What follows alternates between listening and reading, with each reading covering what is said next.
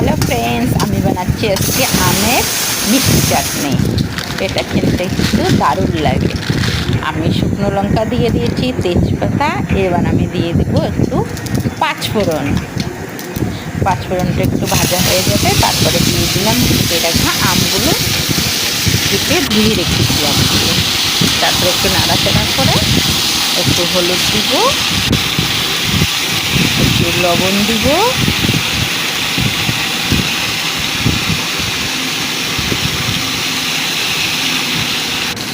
তারপরে একটু নাড়াচাড়া করে এবার ঢেকে রেখে দিব। আপনারা একবার ট্রাই করবেন, ভালো লাগবে। এটা কিন্তু পরোটা দিয়েও ভালো লাগে খেতে। তারপরে আবার একটু ঠান্ডা করে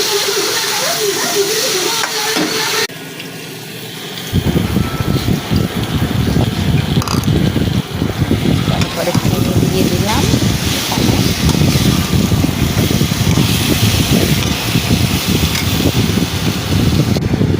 চিনি একটু স্বাদ মতো দিয়ে দিবেন।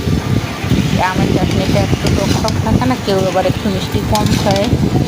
যতটা পরিমাণ ভালো লাগে দেওয়ার জন্য এতটাই দিলাম। আমাকে কিন্তু একটু মিষ্টি একটু ভালো লাগে। চিনিটা দিয়ে নাড়াতে, তারপরে এখন একটু দিয়ে দিলাম জিরের গুঁড়ো।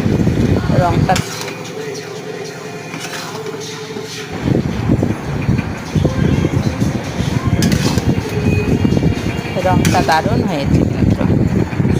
একটু নেড়ে চেড়ে করে চিনিটা গলে গেছে, আর কালারটাও কিন্তু সুন্দর হয়েছে। দেখো লাল লাল হয়েছে, দেখেই জিভে জল এসে যাচ্ছে। নাড়াচাড়া এইভাবে করবে একটু, তারপরে দিয়ে দিবে একটু জল।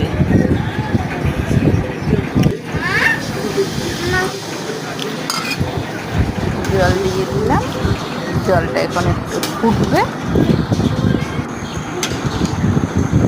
আর লাস্টে কিন্তু একটা দারুণ একটা জিনিস দেবে। এখন একটুখানি কালো নমক দেবে, বিট লবণ দেবে।